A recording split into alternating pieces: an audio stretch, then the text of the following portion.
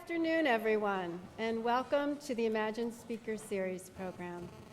Welcome to all of you. We probably will have some students joining us as we begin. We are being videotaped, and Andrea has agreed to wear a mic and walk around so that she can hear your questions. We also invite all of you to participate in a reception immediately following her talk, which will be right down the hall in the Schultz dining room. I'm Kathleen Mannheimer from the Career Services Office, and again, welcome to all of you. When Beverly Hamilton Chandler, our director, and I sat down to create our Imagine Speaker Series program, our goal was to provide an opportunity for students to learn from alumni about the choices and decisions that they have made as they created their career paths. We knew that most never would have imagined the career journey that they would take as they walked out of the Fitz-Randolph gates at graduation. With that goal in mind, Andrea Jung came immediately to mind. Not only had she been a member of the Board of Trustees here at Princeton, but she is a woman and leader to admire. Under her direction, Avon Products has experienced a tremendous growth and has expanded its product lines to become a key player in a global market. With student interest in learning more about marketing, global markets, building brands, and advice about their own careers in business, marketing, as well as entrepreneurial ventures, we reached out to her to come to Princeton, and we're happy that she granted us that. Andrea left Princeton with a bachelor's degree in English and moved quickly through retail marketing positions at Bloomingdale's, J.W. Robinson, I. Magnin, Neiman Marcus, and then joined Avon in 1994. She has built a career that's enriched with diverse roles and responsibilities and functions ranging from product marketing, worldwide strategic planning, retail, merchandising, worldwide P&L responsibilities. Her leadership role expands outside of Avon, having been elected as the first woman chair of the Cosmetic, Toiletry, and Fragrance Association in 2001. She is currently a board member with General Electric, Catalyst, Apple, and the New York Presbyterian Hospital. Having a strong interest in women's issues, she has led many fundraising ventures and efforts to support her values. As many of you know, she has been recognized as one of the 50 most powerful women in business by Fortune magazine, as well as one of the 50 women to watch by the Wall Street Journal. We are honored today to present her to you as a speaker for this series. Thank you, Andrea, for participating in our Imagine Speakers Series program. And please join me in welcoming her.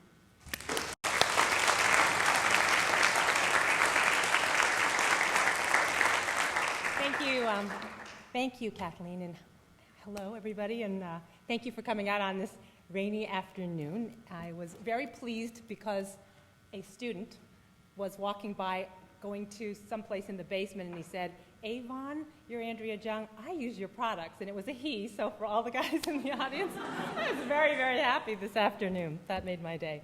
Anyway, it's great to be back.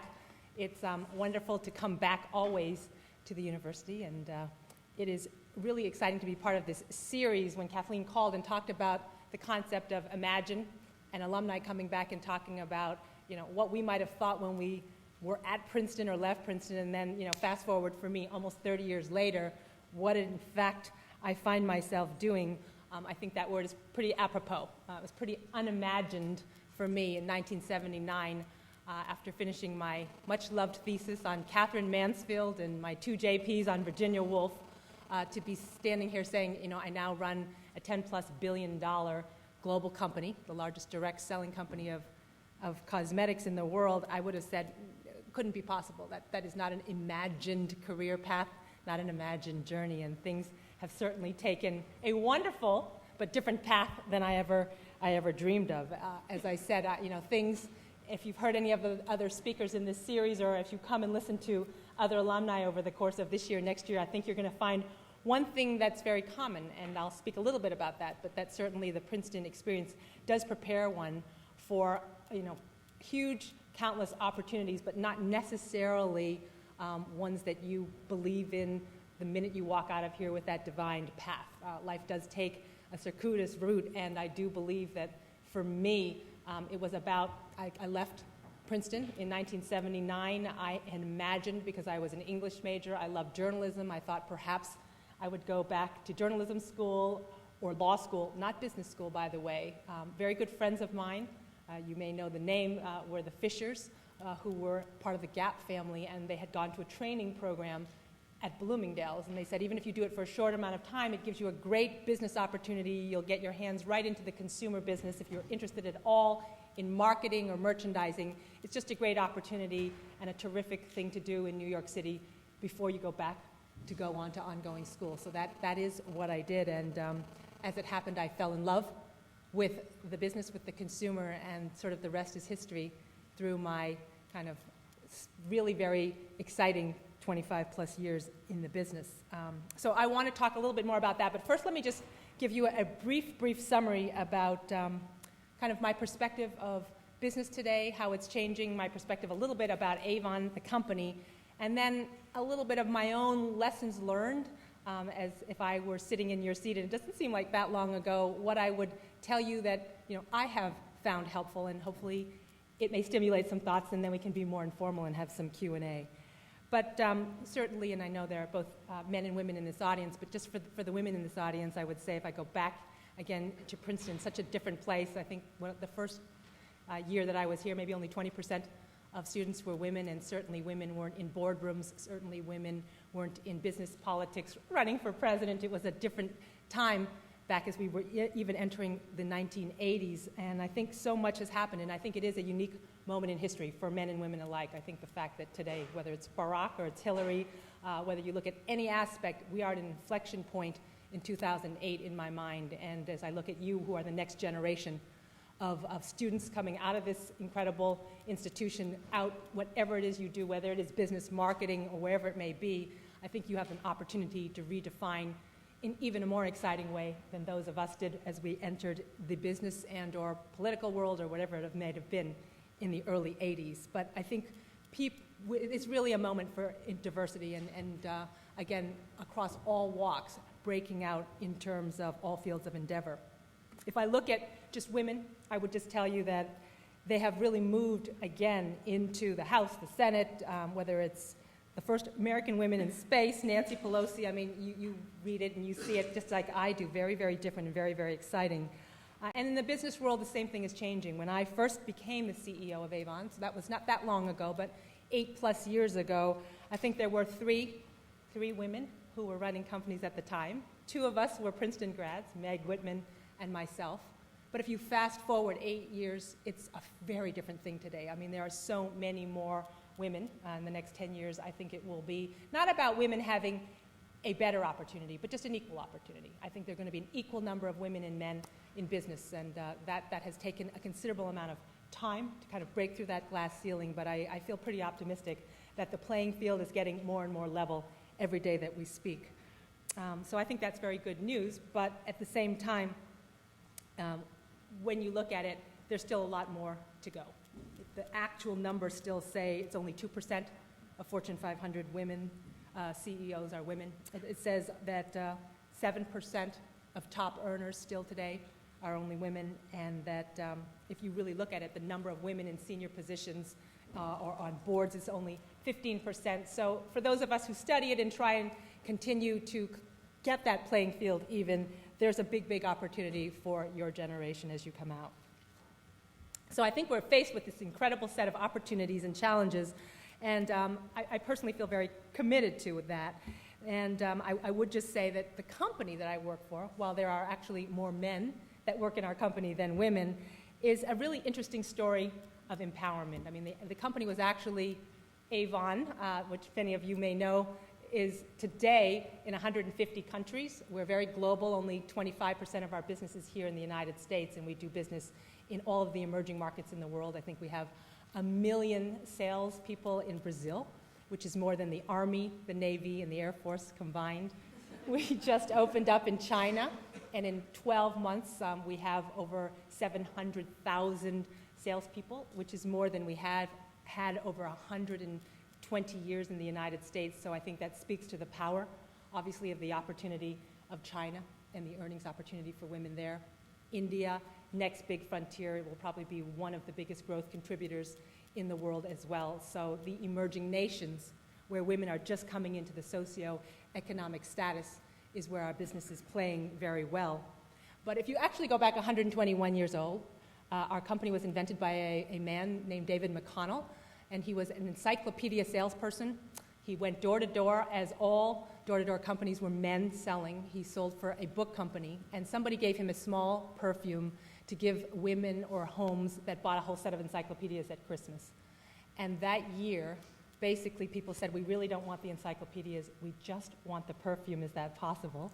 And it wasn't possible at the time, but he took that idea, started a company of perfume, but more importantly, believed, and this was 1886, so women could not vote in the United States, that women should have the opportunity to be able to be economically independent, to go out and sell, to go out and make a living, and to be independent. And that very small thought became a very big thought. It happens to be that we sell lipstick and skincare and cosmetics, but the essence and the DNA of the company was just economic empowerment for women as well as men. So today, if you fast forward 121 years later, the idea, which was scandalous at the time, again, women couldn't even vote, going out of their homes and making money, is now very relevant, and as you can imagine, especially relevant in the emerging and developing nations around the world. So, it's kind of, the rest is history. As I said, we're in 150 countries now, and everywhere we do business, this is what we try and do. Is the purpose of the company is to give women the opportunity to be, again, not only independent, but flexible. They do not have to work for the company. They're independent, small entrepreneurs, and it's proven a very, very good business decision that we have continued to do this, again, this many years later. So one thing about women in management, sometimes people say to me, well, you run a company, but it's a cosmetics company, so that's pretty obvious. And that's not necessarily true either. I mean, for years and years in this company, most of the time men were leading the way. It was men at the top of the company, even in a women's products company. And it really took the last 10 years where it wasn't just because it was a good thing to do, but it was because it was a good business decision. Because women were no longer at home answering the doorbells. Women were moving into the workforce. So it is always, marketing is about understanding your consumer place, understanding the changes in the socio and economic demographics. And as women were moving out of the house, the trend line was missed by the company in terms of how to service the business. So we modernized the company, and we really made some fundamental changes. For me, the exciting part from a marketing point of view is taking a brand that when I came to the company, someone handed me a big book of research that said, it's your grandmother's brand, and in Spanish, the translation was a brand for your maid. And as a marketing assignment to really take a from to and revolutionize and transform a very well-known but very dated brand was a very exciting proposition. For years, I'm a lover of the New York Times crossword puzzle. And every Sunday, every other month or so, they would have 4 letters. The second was a V, and the clue would be ding dong. And so that was obviously, for years and years, the perception of ding dong, the Avon lady is calling. Just 2 years ago, because we really, really worked hard to make the company's logo and tagline, The Company for Women. It was 4 letters, second letter is V, and the clue was actually in the Sunday New York Times, The Company for Women, so I thought, we really made it. That was a true marketing turnaround because it no longer says ding dong, and it took quite a few years, quite a lot of work. We have everything from Reese Witherspoon to Derek Jeter to Patrick Dempsey as spokespeople and brand association names as we've tried to up the imagery and taken it from a dated brand to a very hip and modern brand today. But those kind of things have really been very transformational and taken some time. Same time on the channel, I mean, the door-to-door thought doesn't play the same way that it did in the 60s, and we have had to combine what I call high touch with high tech. And we have had to take the internet and completely transform the way we do business so that the internet is a tool for our sellers, that they can do business online with their consumers and with the company online. And this is the big transformation of the company, is that we have basically gone E, and our representatives are E-representatives, or E-ladies, if you would, doing 90% of their business today in the United States online, and quickly around the world, the same transformation is true. So many, many exciting but difficult changes as we've tried to change the company over the last 10 plus years. I just wanted to talk a little bit about, though, if I move away from Avon and what I've done there, and I can answer any questions, really what I've learned back here when I was at Princeton and how I have felt that it's helped as a leader. And this is genderless, this is whether you're a man or a woman leader, whether you want to go into business or any other aspect after you leave Princeton. I would say that there's some truths looking back now that have really helped define how I view my journey, my unimagined and now imagined journey, and hope that they're helpful to you. They all start with P, so I guess these would be my P's coming from the big P, Princeton. And the first one is passion. Okay, the first one for me, before anything else starts, if you say to me, well, what has differentiated or what has allowed you to make this journey? I would say being in love with what you do. And I would just start, before I even get into being in love with what you do as a career, let me talk about being in love with what you do as a major. It is not about what someone wants you to do, what someone thinks you should do. It is about a passion. And I believe that fundamentally makes a difference in leaders and excellence today. I have had as many friends, as many roommates, as many people in my life who I've known who have, for argument's sake, taken a career in investment banking because they thought that's what they should do. And some have fundamentally fallen in love with it, and others, it wasn't right for them and they stayed with it. But if you ask why they didn't rise to the top because they had every acumen and every skill set to do it, it was because simply it's not what their passion. They didn't love it the same way. I mean, if you go back to Trammell Crow, I remember listening one time at a Harvard series, he was saying, what someone said, just give me us one word that is the secret to your success. And he said, love. And Mrs. Fields, the real Mrs. Fields, said, I don't want to be considered a businesswoman. I'm just simply a cookie lover. And that word, love or passion about what you do, really is very defining in my mind. I had a piece of advice, I'll share it with you career-wise, several years ago. I was in number 2 in the company, and the CEO was retiring. And it was supposedly the time where I might be named the head of the company. And I wasn't. I was passed over at the time. They thought I was too young. They thought I needed more experience. And at that time, it was very public because there was the thought that, were women getting passed over or not? And I was actually offered the job of being CEO at 2 other large companies, so the money, the title, the whole 9 yards. But someone said to me, you really need to follow your compass, not your clock. And that piece of advice was extremely, extremely important to me in that moment. So I had to decide whether I was going to go left as a business person and kind of go for the top rung, go for the title, or whether I was going to stay because I loved the company, what it was all about, and what I was doing. And I knew there were so many people that had big titles, great success, so to speak, externally, but didn't passionately love what they do. And so in that moment, I went right, not left. And I decided to stay as number 2. The guy was 52 years old. It so happens he didn't succeed and I did get the job, but that's really not the point of the story, because the point of the story is, the point of the story really is that I would have made that decision again because I fundamentally loved the work. I loved the company, what it stood for, the field, and I want you to all remember that because it is the most important thing. All things being equal, every single person I'm looking out here is you are extraordinarily capable, you're going to be successful no matter what it is you do.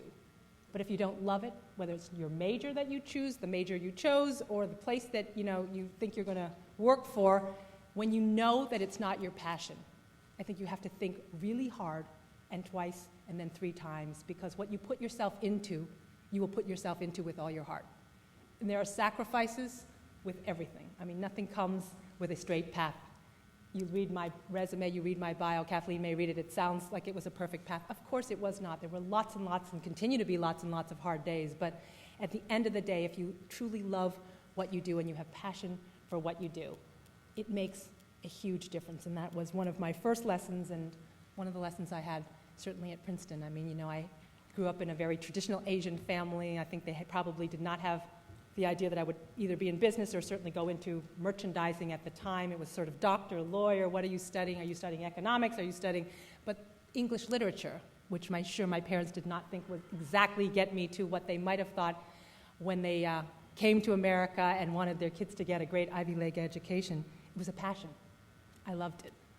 And it doesn't matter, in my mind, what you study here is that you have the scope, that you have the critical thinking and learning skills, that you take advantage of the extraordinary education in any department in this university. Does not mean that an English major who wrote about Catherine Mansfield and Virginia Woolf cannot run a Fortune 200 company, and that it hasn't helped along the way in that imagined journey. So I do go first and foremost to say passion for what you do counts, whatever it is that you decide to do when you leave Princeton. And the second P is that it is about leading people. Whether you are in marketing or politics or, government or science, it doesn't really matter. It is always about people. Leadership is about having compassion, sort of as that counterpart to passion. It's tough.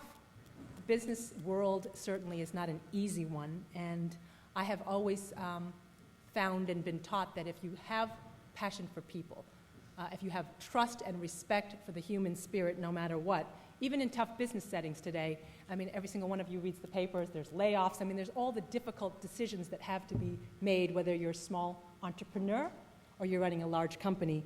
There are tough decisions that have to be made, and it gets brought home very, very personally, and I would just tell you that I had a very, very difficult set of decisions to make just a couple years ago, 2005, and we had grown very big. We were a large company that had grown to well over $9 billion at the time, and we had built up infrastructure and a lot of layers, and we had to really do a streamlining and a layoff, and had not had to do one in my experience as a CEO at the time. And I can tell you this because I was in the company for so many years. These were people I promoted, these were friends, these were people I put into jobs, and I had to make the very tough decisions to close factories and, in fact, make some difficult decisions, people decisions on people that I had actually put into those jobs. And I think, the learning for me, which I think is something that you learn in the value system in this university, is that, there's integrity, there's fairness, there's respect for the human spirit, and through the entire process, it was just about being fair, and it was just about being honest. And I remember traveling around the world, speaking like this to the top 1,000 people around the world and saying, this is why we have to do what we have to do. This is why we have to make the tough decisions for the health of the company, but we're not going to shy behind, a videotape, send out a corporate email, send out, a video, whatever it may be. We're going to do this face to face because the human touch from even the top of the house is still critically important. And I would just say to you that quality of compassion and understanding that people come first, and the dignity of human spirit, no matter what it is that we're dealing with, combined with integrity, is critical, has really helped me throughout my career as well. The third P is perseverance. And, I think it's sort of coupled hand in hand with courage. I would say that I feel that I've been lucky in the sense that I was born with some DNA that I'm not really too afraid of things. I do think I was born with a certain amount of courage, and I'm sure most of you are the same as you sit here and look at your education to date here and your experience at Princeton going forward. But it is tough out there, no matter what it is that you decide to take on. And there's a lot of challenges, a lot of complexity, and it is about taking risks, personal risk, professional risk. And for me, I think leading a multinational company and something as I never thought I would be doing has really been an adventure simply in being fearless. And it has been this concept of, you think you're climbing this staircase, you work hard, you get to this landing, which you think is the top of the landing, and you realize it's really just the bottom of the next set of staircases, which has more challenges, different challenges, but that you grow as a person time in and time out every time you keep ascending it. It's just, you learn it. Writing a 140-page thesis, and thinking at each point as you get through it, I'm going to get through this one set, then I'm going to get to the next, and it is about perseverance, and you learn that here, and it's the very same thing 30 years later as you are running a business. I graduated here, and I took that first job at a training program at Bloomingdale's in New York City.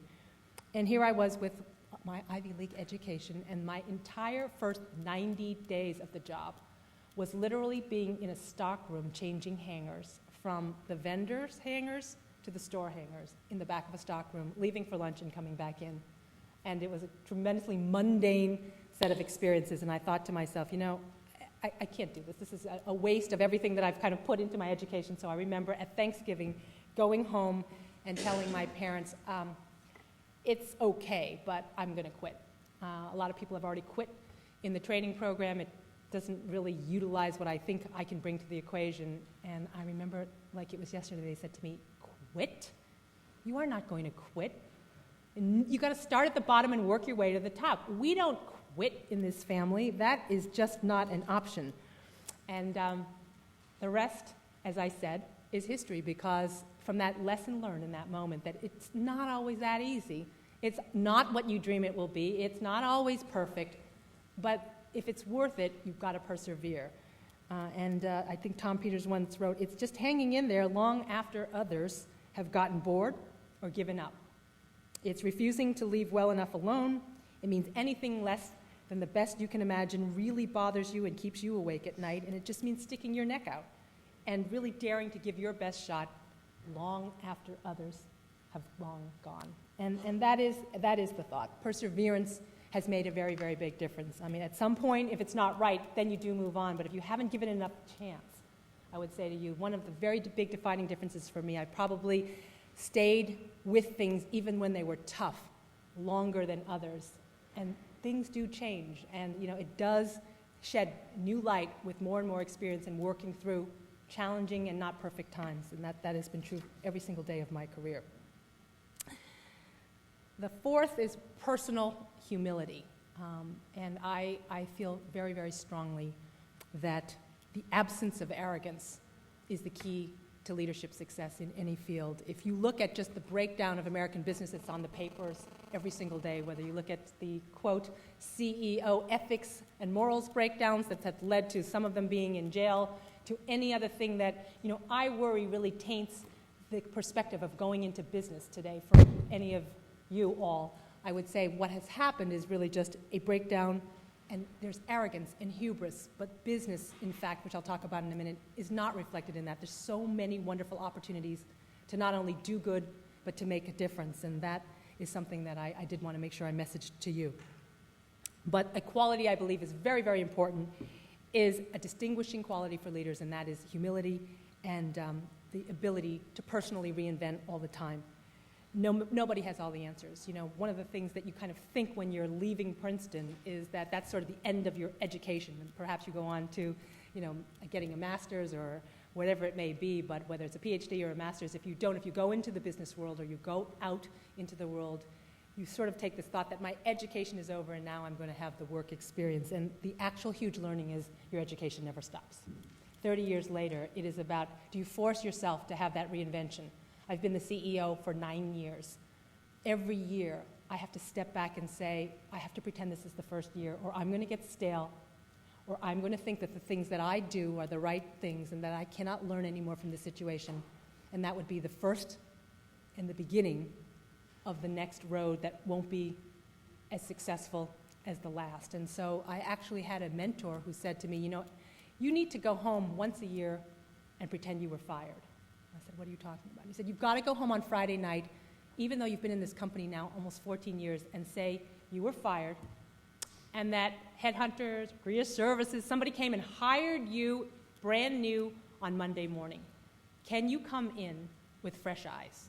Can you come in as if you had never seen any of these strategies before? Could you judge all the people and their competencies quite fresh all over again? And if you can do that, you can bring that rejuvenation to a company that is, again, 121 years old, to yourself, who've been in the company now 15 years, and that is the kind of self-reinvention and the commitment to continuing to have the humility to say, not everything I did last year was right, was good enough for last year, but it won't be good enough for next year because the business requirements are just that different and that more challenging.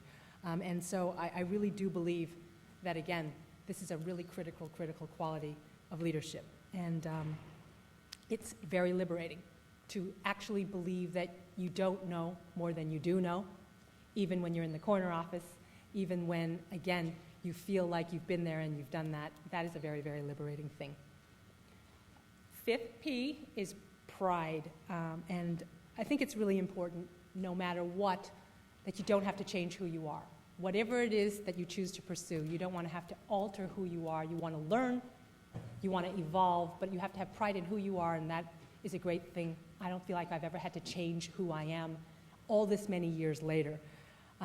One of the things for me was, and I look out at many of you, I had a very proud Asian heritage, Chinese heritage, and I was raised in a very traditional Chinese family. Perhaps some of you have the same situation. My father was born in Hong Kong, my mom was born in Shanghai, and they arrived here not really speaking any English, but just through hard work were able to give us the kind of education that they dreamed of. But we had all kinds of American friends. We had the same tennis lessons. We had everything else. But to them, everything was from China. Everything great in life, everything innovative, everything spectacular always was invented in China. I was in fourth grade, went on an elementary school trip to Canada. I lived in Canada at the time, to a pulp factory where, again, I was just sort of astounded and overwhelmed by the making of paper. And I remember coming home and talking about it, and my mother said, "China. Paper came from China, not Canada." And same thing, we had our best friends were neighbors next door. They were Italian. They had pasta, spaghetti, and meatballs every Friday night. We used to go over there, come back, and say, "We just have rice here. Why can't we have pasta?" And they say, "Pasta? Marco Polo brought noodles back from China. It's Chinese." But it was, I think, a brilliant thing. It was a brilliant thing because we were always taught to be just extraordinarily proud of who we are, no matter what. It's interesting, Dan Rather interviewed me in 1999 when I became the CEO, and as I said, he was doing a series on the 3 women CEOs, and he went to their parents' homes to interview their parents as well. So he went to my parents' home, and they filmed for hours and hours, and there was only 20 seconds, I think, on national TV. And the question they caught my father asking was, "Did you always know that your daughter would be a successful businesswoman?" And he said, on national TV, "Quite the opposite." And I thought, quite the opposite? It's national TV. He's saying no. He said, "Quite the opposite, because I brought her up as a respectful Chinese daughter, and in my perspective of what it takes to be a CEO in American business, quite cutthroat, traits that I don't think we raised her to have. So this is going to, I'll be interested to watch." That was literally his 20-second clip. So from that point, though, it's been very, very interesting because he wrote me a letter years ago when I took over, and sort of the gist of it was this, that he said, "Remember that there are some distinctive qualities that set apart the Chinese." And so he said, "Don't ever forget to be a great, superb parent. Be generous, fair, tolerant, and learn from other cultures while sharing your own. But beyond all these attributes, remember, do not be arrogant in the business world. Do not be boastful. Don't forget about unfailing courtesy and tolerance to others' feelings, and diffuse your anger by transforming them into positive thinking. That's a very important heritage which we hope we've passed on to you." So I have that thought at all times as I've tried to develop my own leadership style. I think it's mine, it's unique. I think I've become more assertive. I don't think I'm overly aggressive. I don't think I've had to change who I am since I was a Princeton student, even though 30 years later, I have to run a business in a very demanding and challenging environment. And then the last P I want to talk about is purpose. When I graduated from Princeton, I had the idealism, which I hope you all have, that I was going to do something to really help change the world. And that, if I could work for not-for-profit, but I had to make a living and I needed to make some money, I would find something, but I didn't know what it was that was out there. I couldn't imagine quite what it was, that I could actually do something that made a difference and have a job at the same time. And they seemed at opposite ends of the spectrum. It seemed like I'd have to have a job first, go and work, and then find a time in my life where I could go and do something and make a difference. The most unimagined part of my journey is that for me, in this particular company, I have found both. That I am able to go to work and run a business and have a for-profit experience, creating shareholder value, having all the marketing excitement and all the distribution challenges, but at the same time, actually be involved in a company that actually has a social purpose in the world today. So it's not just about making lipsticks, because that certainly sounded, when I looked and interviewed for the job, as a nice thing, but that seems like a luxury, and how is that going to change the world?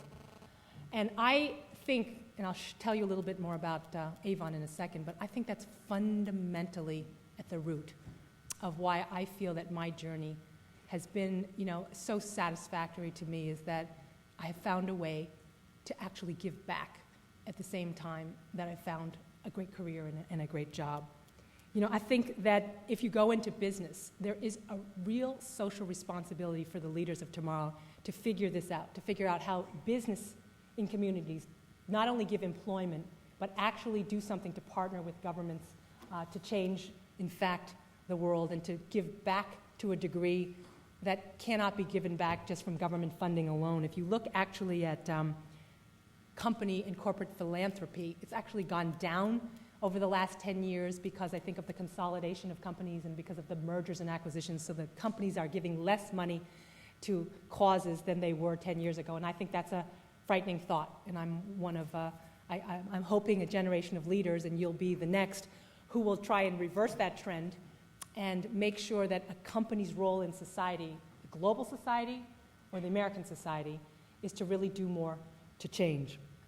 We've chosen breast cancer and domestic violence as, quote, the causes several years ago, but what started off as sort of a philanthropic arm has now become part of the company's deep equity, and every man and woman alike, we have 40,000 who works for the company, is highly involved in making sure that every day we come to work, what actually spurs us on is the purpose of saving lives. We've actually raised over $580 million towards breast cancer. We are the largest corporate foundation for women in the world. And for us, we've really done it against the underserved. We've gone into opportunities in countries where women are uninsured, so we're not kind of going at the high end, but where are women uninsured? Where can they not get access to mammography or surgery? And we've given our money back that way. So let me just show you, because I think a picture paints 1,000 words, what business can be, that it doesn't have to be just about making money for the shareholder, but it can have, in parallel, a real sense of a difference to the world. So let me just try and do this.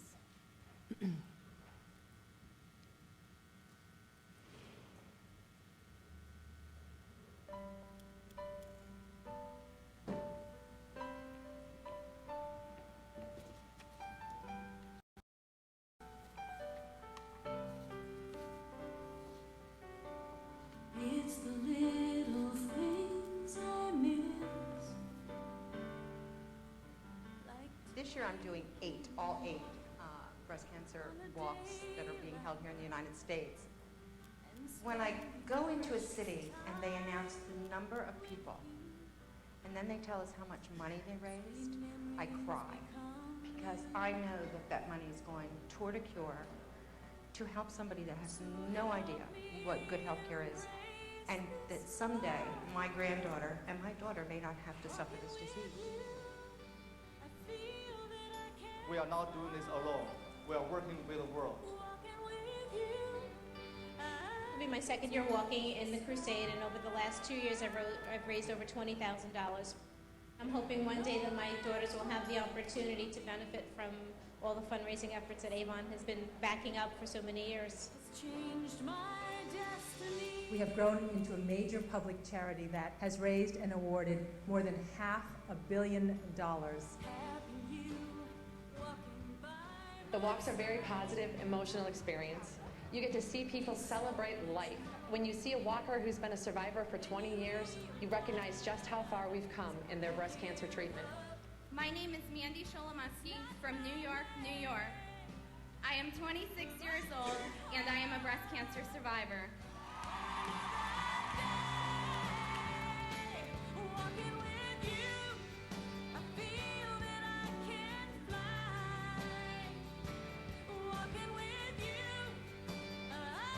When I was diagnosed 8 years ago, somebody presented me with an Avon Flame Crusade item, and I've been a crusader ever since.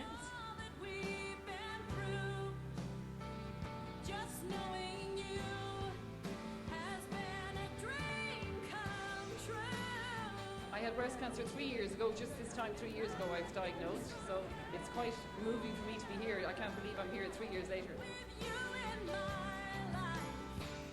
I too stand here today because of all of you and because of tens of thousands of others whose steps have helped advance the fight against breast cancer. This year, I am proud to be celebrating my 7th year as a breast cancer survivor. And this global Big Ribbon Connection is really something that connects us within our hearts itself as survivors, and it really touches us to see that there are people who are supporting us and feeling for us as well.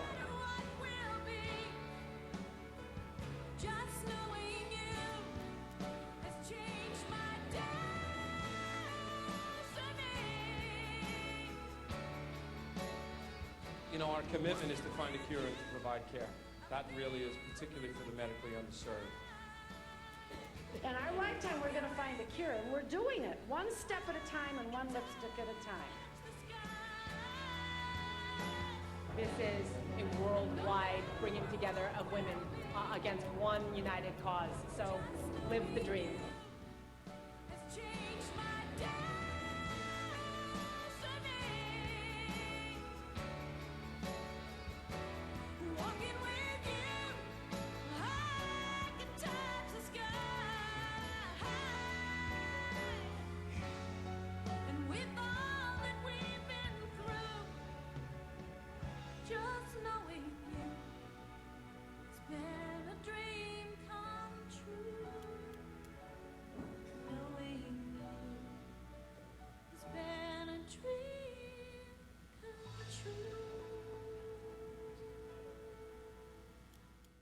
So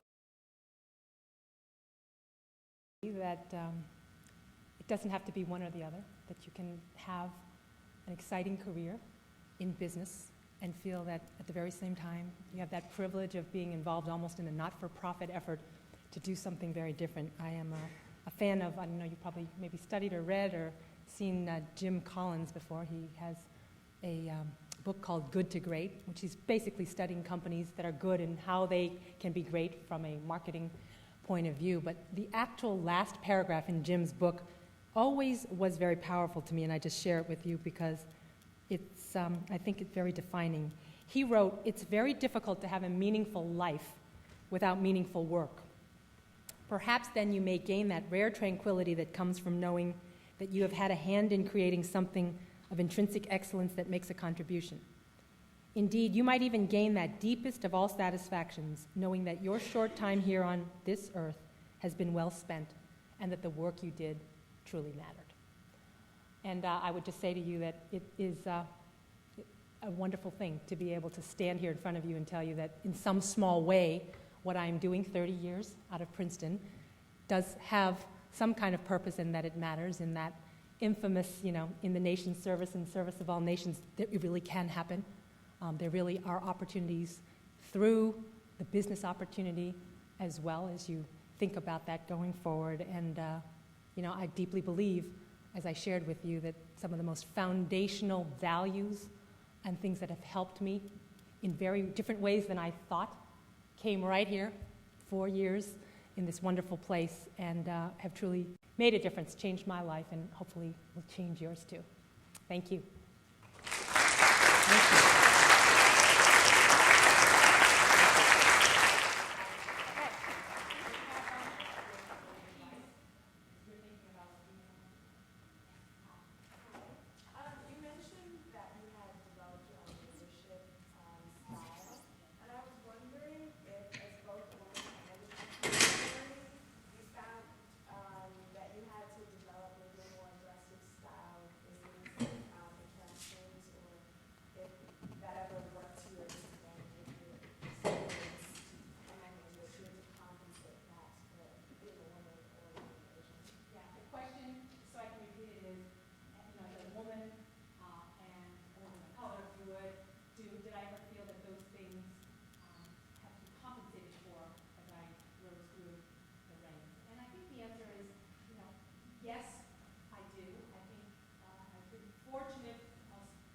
start at the end and go backwards. I was fortunate when I did come to the company, Avon, in a much lower ranked position. I was here, 8 years before I guess I became the CEO. But the company was more progressive as it related to women and the approach to managing women. But I have had opportunities to be the only woman sitting around a table, an executive table for many years prior to that. The word I would use as opposed to aggressive is assertive. And I think this is equally from my Asian background as it is from being a woman. But I would say that I had to develop skills, and I used coaches and mentors to really be more assertive. Still be who I am. Not, to me it was not about developing a completely aggressive personality that wasn't who I was. If that were the case, I probably wouldn't want to be doing what I'm doing. But I did learn how to be more assertive, to have more, I would call it constructive confrontation, to say what I felt in the middle of a meeting, even if it was contrary or not the common point of view. I kind of grew up where just conflict was not something you wanted to have around your dinner table. And the concept that it's okay, not only is it okay, but it's far better to say, I really don't disagree and this is why, than not to agree, but then to leave, not do it, passive resistance to do it. That's far worse in a business environment. So what I value now from the people that work for me and had to really instill in myself early on in my career was the courage to say how I felt, to disagree respectfully, and to hope that people understood my point of view. And I learned how to contribute that way and not feel like it was against the cultural norms that I had been raised.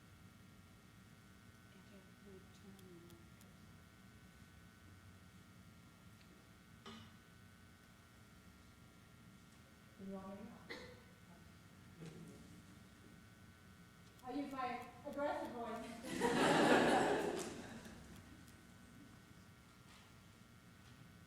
Okay? All right. Hi. Hi. Can I ask you a question? What do you think is the biggest contribution to the business world, both as a woman executive and as a woman, as a person, and from ethnic minority background? The question is, what do I think has been one of my contributions to the business world as a woman and someone from an ethnic minority background? Well, one of the things that I think I am proud of is, let me just give you some facts. I think the average tenure of a CEO today is 36 months. If you look at the change of management and business and all the dynamics, that is the average tenure, and I've been in the job 9 years. I'm proud that I no longer run the largest company because I think that speaks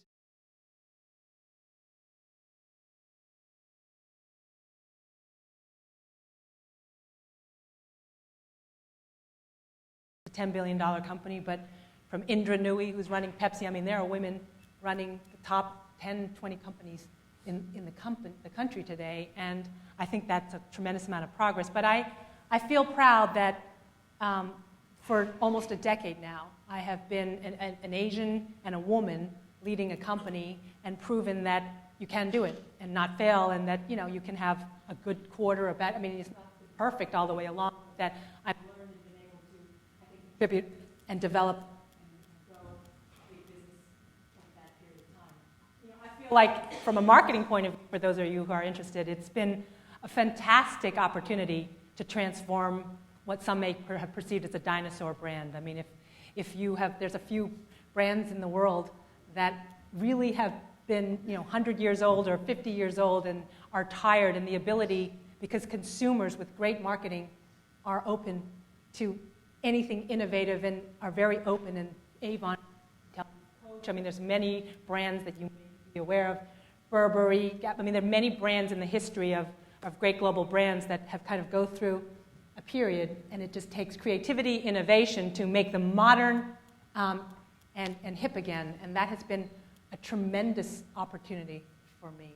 And then the third thing would be, when I started as the CEO, we didn't give any money back barely to breast cancer, and that I have been able to kind of meld this idea of having a purpose as a public company as well as having profit.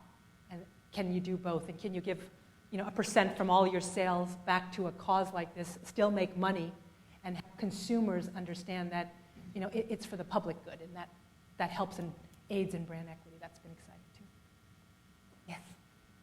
What were some of your biggest challenges or worries, concerns, or difficulties you faced during your career your way through it? Here at Princeton, and then when I was a student. Well, you know, I marvel, obviously, at the students. Today, I was at a student panel just earlier this year, and I sat there and thought, oh my goodness, would I even get into this place again? I doubt it. It's so remarkable if I look over the last 3 decades, the quality and the brilliance of students that are coming in and leaving this university. And, you know, for me, it was about finding what, you know, I didn't know what I wanted to do after Princeton. I was thinking that I needed to probably major in something that could give me either business law, as I said, or some kind of degree like that. And so to make that choice, to major in something that I just loved, that I was absolutely not sure how that would help me, but that I fell in love with the professors, my thesis advisor, and the way she helped me, the work, and just that period of literature. You sit there and stand back and say, well, how is that going to help me when I get out of here? So those are some of the challenges that I thought, but I'll never regret it. I mean, to me, to be able to engross yourself and have the expansion of one's mind the way and the opportunity to access all of the resources here is an opportunity I knew I would never be able to get again. So making that decision to become an English literature major, even though I didn't think I was going to go be a writer, that was a big sort of challenge and decision that was very important for me at Princeton. 2007, Anna Rowick of Body Shop passed away. There's a lot of press that she was sort of champion of the pioneer of corporate social responsibility and honest marketing in the industry. So there are different competitors doing things on the environment. Where do you see that you want to take Avon in terms of its conditions here? Not so much environment, because that doesn't sort of position it, but say more human issues. On the foundation itself. Well, we have a goal. I mean, we actually have profit goals, obviously. So, you know, as a company, you have a 3-year plan. So we have revenue and profit per share goals for 2010, but we also make sure that we have a very bold goal for our not-for-profit and our philanthropic work as well. So I told you that we've raised $580 million, and our goal is in the next 3 years to hit $1 billion of funds raised and be able to give as much money back. Our early years were giving back to access to care. So when we started raising money, we would give and donate mammography machines. We have mobile screening trucks that go out in the countryside in emerging and developing nations where women don't have insurance, they don't know how to get a mammogram. So that was our early focus. We have raised enough money now that 60% of our monies are going back to research. So to NIH, I mean, we're partnering with government and we're partnering with countries to give back money. Avon scholars. If I look at the Mark Dimes, it really took private funding to cure polio. And our goal is to actually find the cure, or because of the monies we have raised, find the cure for breast cancer. So it's a big, audacious, if you would, goal, but at $1 billion raised, which again, without companies like us doing that, I think it's hard to reach that kind of scale. We think that 60-some%, so $650 million, which track government grants, is a lot of money we're giving back actually to research institutes, et cetera, in terms of the drug and new initiatives that have to do with environment, diet, all these studies that we believe can really change the course of breast cancer survival 5 to 10 years. You clearly followed your academic passion at Princeton, and then you know, took the chance on the job that you were recommended. And I wonder how moving through your career you balance the learning experiences you need with getting to each next step. So not how you got people to take a chance on you, but how you got from launching film, given, I guess, how you leverage your experiences along the way. One of the things that I think was important was, I'll use an example today that we study as senior leaders. They say in a career path that the average time in any job, any level of a job, for 3 to 4 years, then a director. I mean, there's sort of this formulaic career path. That never happened to me. I was very fortunate that my time in jobs is much less than that. Someone always gave me a chance. So I would say 2 things. One is mentorship, and the second one is doing something outside of the job that you have. I always took on something.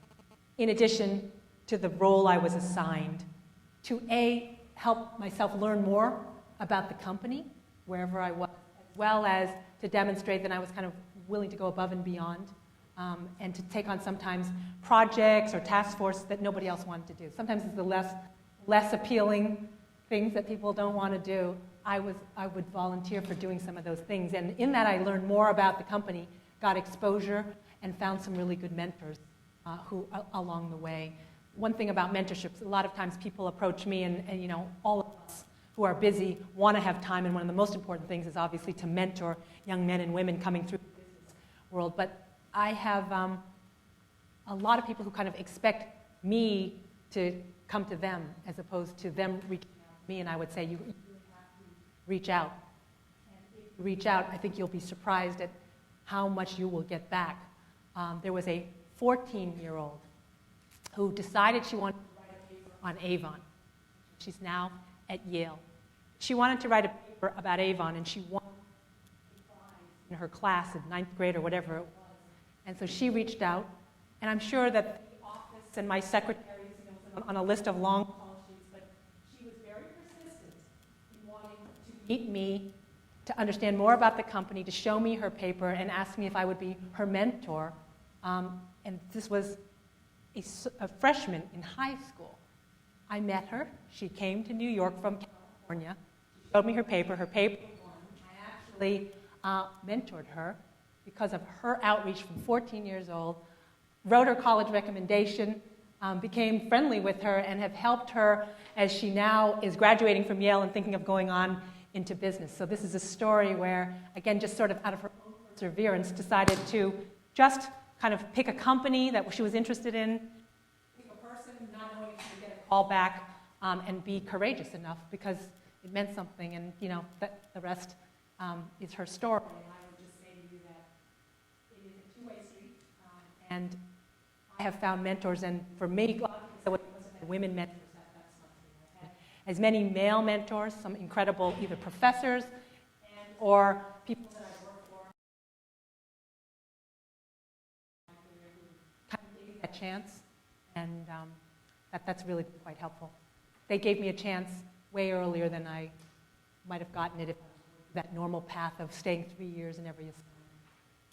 So I try and do that as much as I can because I think, no one made me stay in that job for 4 years. One of the things that I have learned the most is it's better to give somebody a chance early than wait too long. I'll always give somebody a chance, even when I don't think they're quite ready, because I'd rather, the likelihood, if they're bright, is that even if they fail one mistake, they'll never make that same mistake twice, and they'll be better for it. So I like to promote people before they're ready, as opposed to wait too long, and they've either gone off because they're frustrated, left the company, or got stale. Yes. Hi. When you discussed your 6 leadership principles, Yes. Where do you think the trade-off is between passion and perseverance? And how long do you think you sort of need to work at something before you decide to quit or move on? If it's not your passion, how long does it take you when you first started off in your career at that career? Well, I wasn't sure at that very early point whether it was a passion or not. So in fairness, I didn't know it was a passion, it was just challenging. But I think the thought that was very helpful at that time for me was, you won't know anything in 90 days. I mean, how can you judge anything? Whether it's a course, a major, a first job, 90 days is such a short amount of time, and I was being judgmental and not giving it enough of a chance. Do I think that a couple years into doing something, you've chosen consulting, banking, marketing, that in a couple years you get a feeling for the culture of the company? Sometimes it's the company, not the industry. and sometimes it's the industry. So you might find that you just aren't in love with marketing or aren't in love with iBanking. And that's independent of whether you're at Goldman or Merrill, or whether you're at McKinsey or Bain. That's just, it's not what you want to do.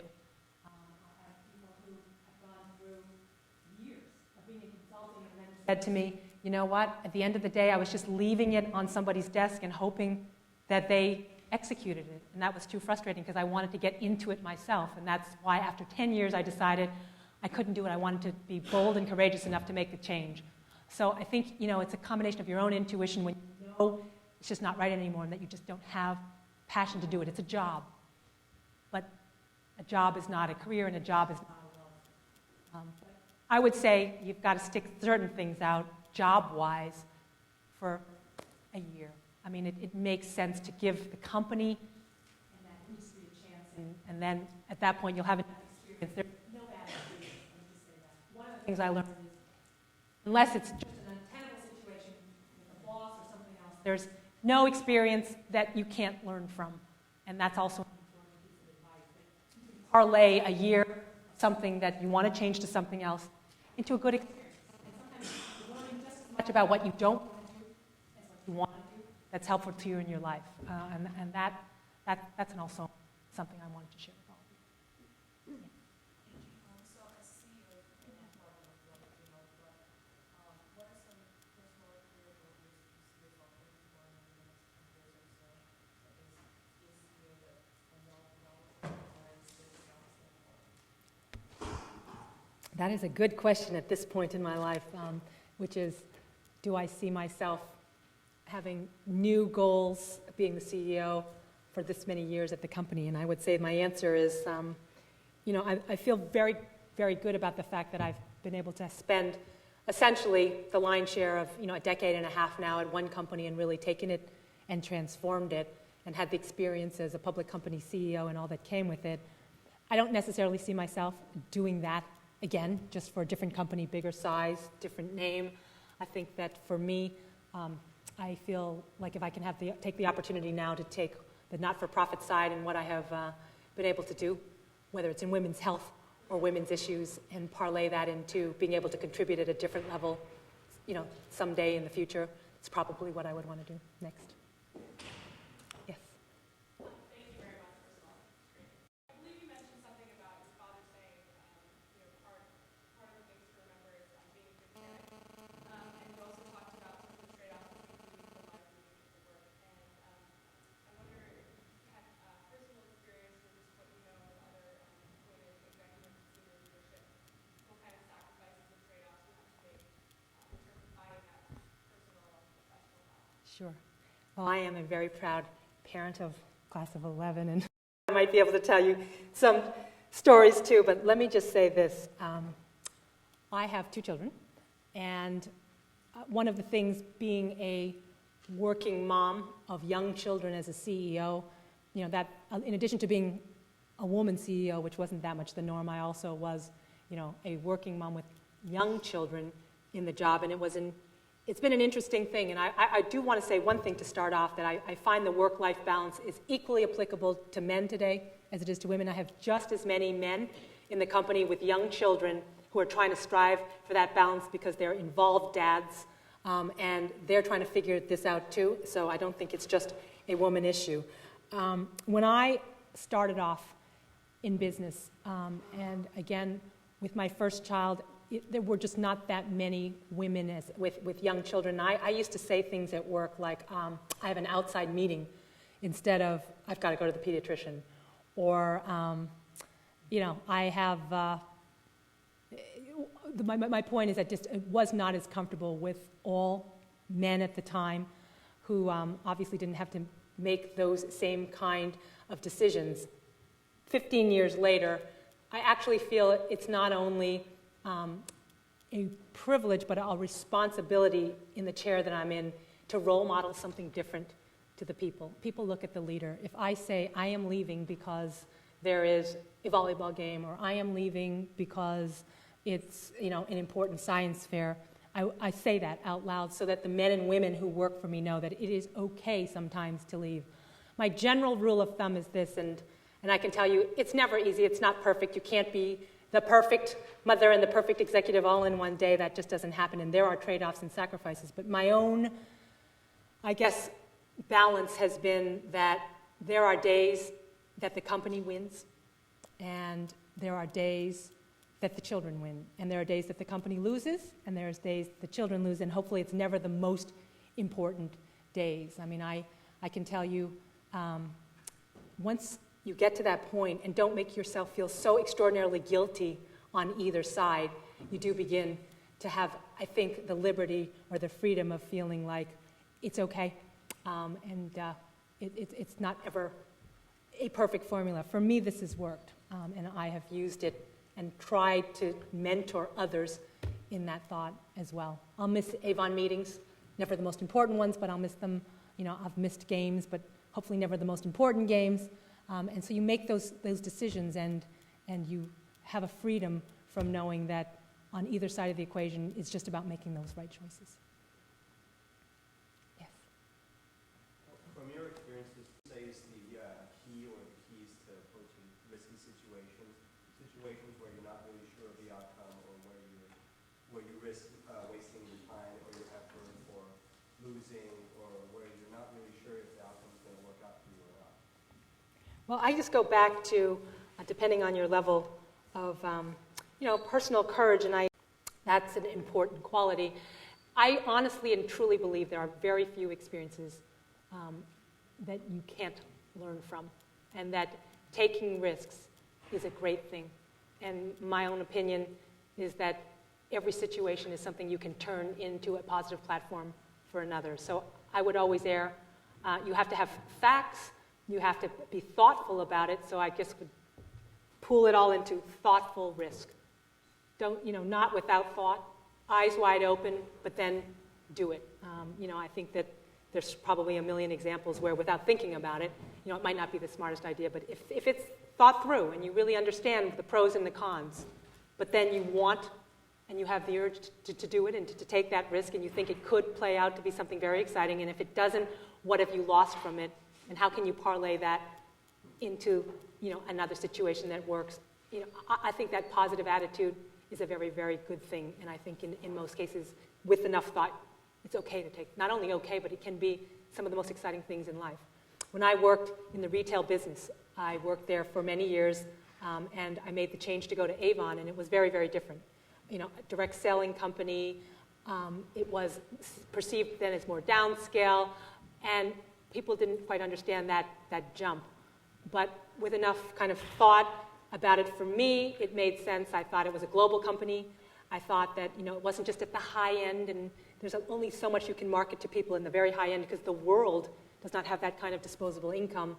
And the things that the company did from a cause-related point of view, I think meant more to me. So I just was willing to kind of quit, take that risk, and move, and never look back since then. Yes?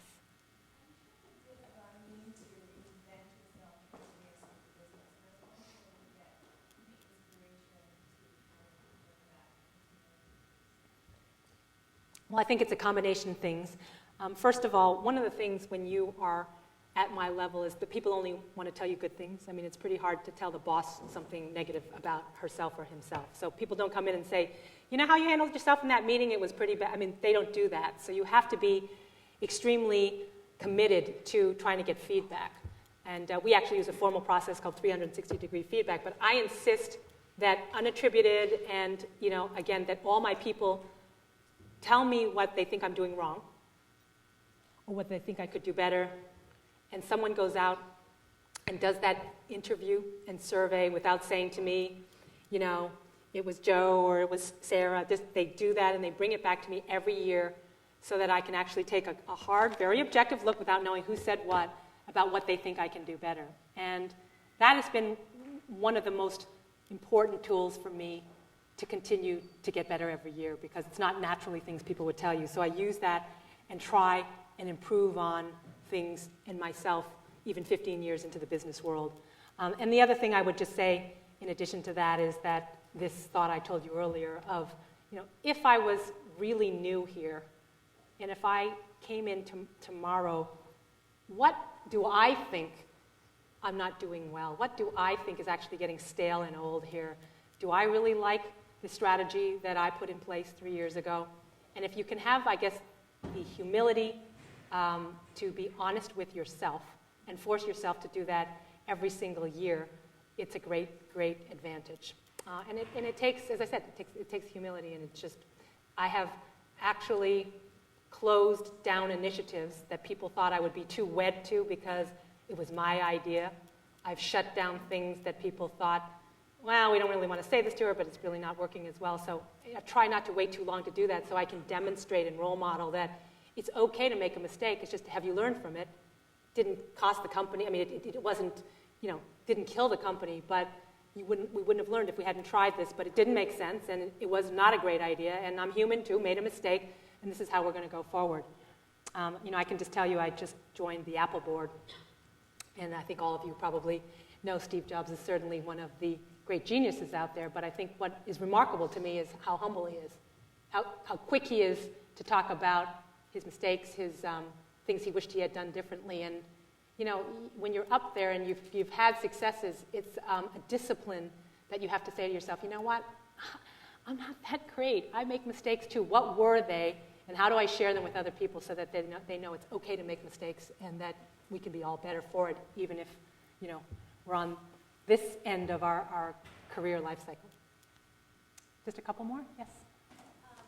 Having been raised in a family that sort of has certain values and you to sort of follow a certain any sort of path, how did you balance your own passion with wanting to be a good daughter and sort of living up to these standards?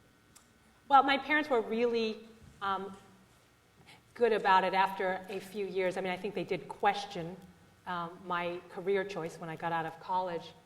But I think what they valued more was the perseverance and hard work, and the thought that, if you just really give something your best and try and learn from it, that is something to be truly valued as opposed to the actual career or the choice of the company itself. And then certainly, as I continue to get promoted and or share with them, my own satisfaction in achievement, etc., they were, continually more and more supportive of it all along the way. Having said that, there will be situations and times, I'm sure, where it won't exactly be what the family expects. I have a friend, a roommate from Princeton who, family deeply believed that she should be an engineer.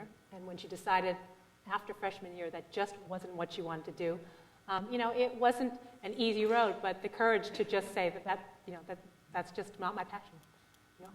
I want to do something completely different, and it's all worked out in a very good way. That's what I'm saying. Those are the bold, courageous things that you want to persevere and have passion for. And a loving family will certainly understand. Yes. You were mentioning Steve Jobs before. You sit on the boards of some of the most visible and prestigious institutions in the world. How do you view these positions, and what's your added value to institutions like Princeton, GE, and Avon?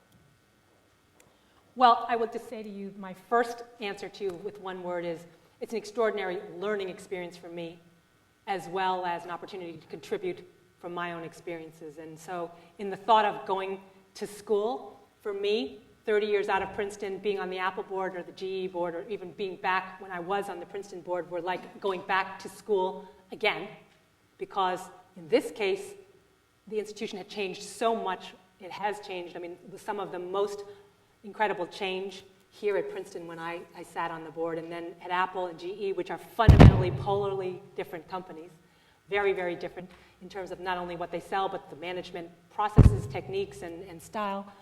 I feel like I'm learning, and can I be a better leader for my own company? Apple Computers and GE, Power Systems on one hand have nothing to do with Avon Cosmetics, but on the other hand, some of the business processes, thinking, innovation is applicable universally to any business.